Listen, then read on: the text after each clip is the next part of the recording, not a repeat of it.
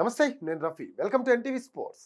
Team India మాజీ captain Virat కోహ్లీకి తాను డై హార్ట్ ఫ్యాన్ అని యువ పేస్ ఆల్రౌండర్ తెలుగు తేజం నితీష్ కుమార్ రెడ్డి తెలిపాడు.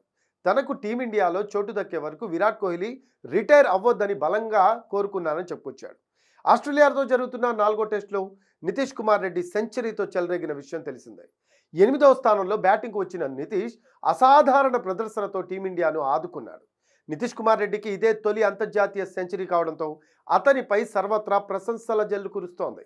బోర్డర్ గవాస్కర్ ట్రోఫీ నేపథ్యంలో బీసీసీఐకి ఇచ్చిన ఇంటర్వ్యూలో నితీష్ కుమార్ రెడ్డి తన క్రికెట్ ప్రయాణం గురించి ఆసక్తికర విషయాలు పంచుకున్నాడు.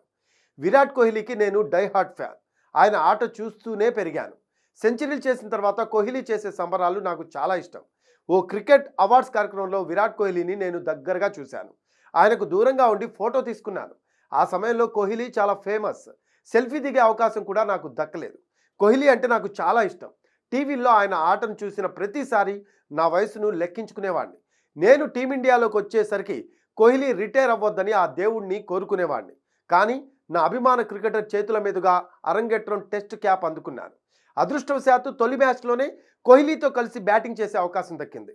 అంతేకాకుండా నాన్ స్ట్రైకర్గా కోహ్లీ సెంచరీ చూశాను. ఆ మ్యాచ్ నాకు గొప్ప అనుభూతి అని నితీష్ తెలిపాడు.